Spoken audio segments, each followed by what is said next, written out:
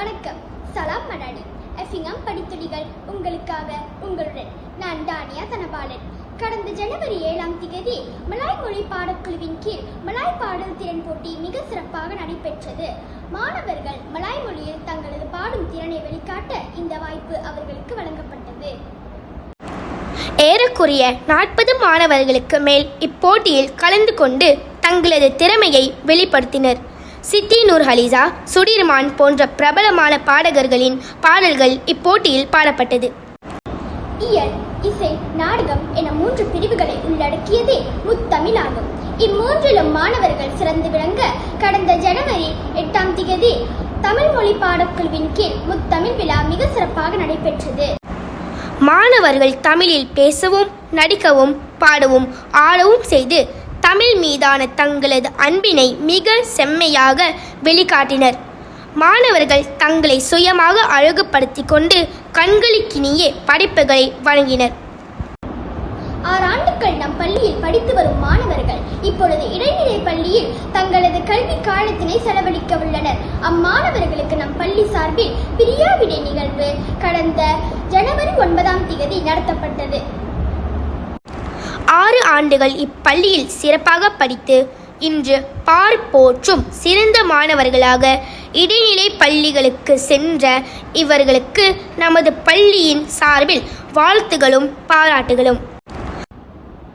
கடந்த ஓராண்டு காலமாக நம் பள்ளிக்கு அயராது உழைத்த தலைமை ஆசிரியர் திருமதி சிவபாரதி மாற்றலாகி வேறு தமிழ் பள்ளிக்கு செல்வதை முன்னிட்டு எஃபிங்கம் குடும்பத்தினர் பிரியாவிடை நிகழ்வு ஒன்று ஏற்பாடு செய்திருந்தனர். பணிபுரிந்த நாட்கள் குறைவாக இருந்தாலும் ஆற்றிய பணிகள் வானை முட்டும் அளவிற்கு அதிகமாகவே உள்ளன. புதிய பள்ளியில் தங்களது பணியினை செவ்வனே செய்ய நமது பள்ளியின் சார்பில் வாழ்த்துகளும் பாராட்டுகளும். பகடிவதை செய்யப்பட்டால் அதை செய்தவர்களுக்கு தக்க தண்டனை வழங்கப்படும். பள்ளியில் இது போன்ற செயல்களை மாணவர்கள் மேற்கொள்ளாமல் இருக்க மாணவர் நல பிரிவின் கீழ் பள்ளியில் பகடிவதை மற்றும் பாலின் துன்புறுத்தல்களை தவிர்ப்போம் எனும் நடவடிக்கை நடத்தப்பட்டது. மாணவர்கள் பகடிவதை மற்றும் பாலியல் துன்புறுத்தல்கள் தொடர்பாக பல தகவல்களை பள்ளி சபைக்கூடலில் பகிர்ந்து கொண்டனர். இந்நிகழ்விற்கு புத்தாலிங் உத்தாமா கல்வி பிரிவின் அதிகாரி சிறப்பு விருந்தினராக வருகை புரிந்தார். தை மாதம் என்றாலே நம் நினைவிற்கு வருவது தைப்பொங்கல். இந்த தைப்பொங்கல் பண்டிகையையும் நம் பள்ளியில் கடந்த 17 ஜனவரி நடந்தேறியது. மாணவர்கள், ஆசிரியர்கள் மற்றும் பெற்றோர்கள் என பள்ளியில் மக்கள் கூட்டம் திரளாக கூடியிருந்தது. அனைவரும் பாரம்பரிய உடைகளில் வருகை புரிந்தனர்.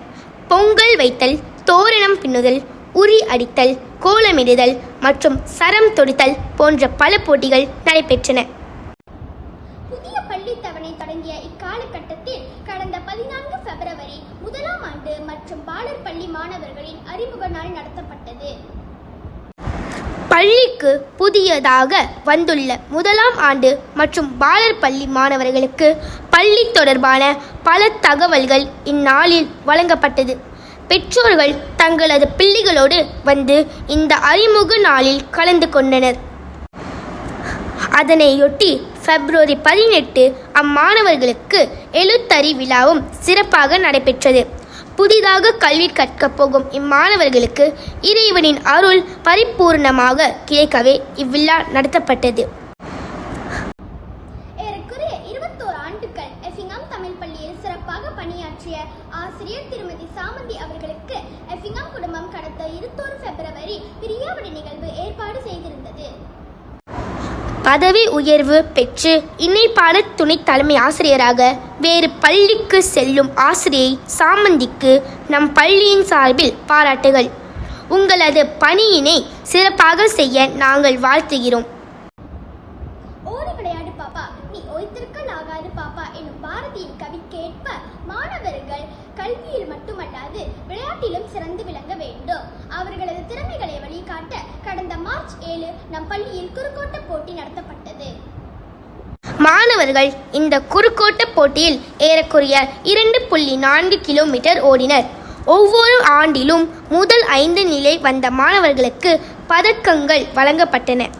பெற்றோர்களும் திரளாக வந்து போதிய உதவிகளை செய்து தந்தனர்.